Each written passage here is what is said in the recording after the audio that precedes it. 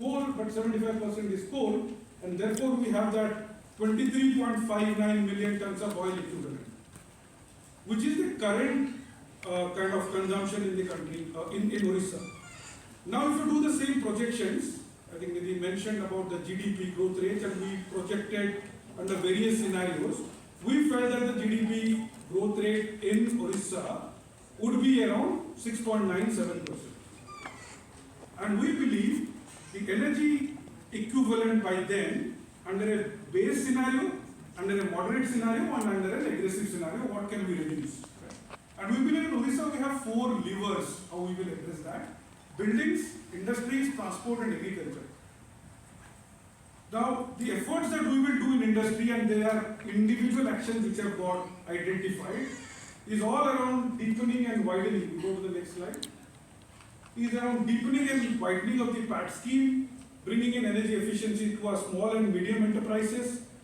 In building sector, we believe we should be bringing in standards and labeling in our domestic buildings, implement the Odisha ECBC which came out in 2022, and conduct energy audits for our commercial and public buildings. These are the 3 levers there on buildings.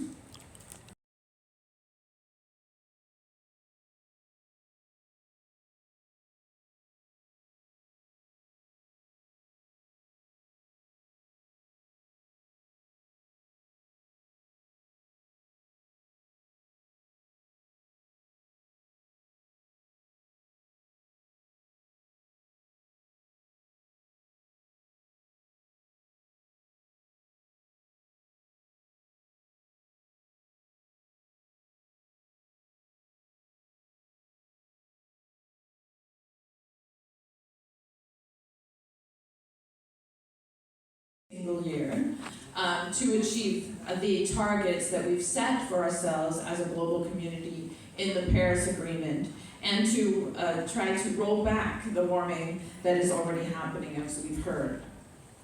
About 70% of that is in power, the power sector, power and energy, including energy generation, electricity, transportation, transmission and distribution, as well as storage and grid adaptability. Another 15% is in buildings, and a smaller amount in industrial processes.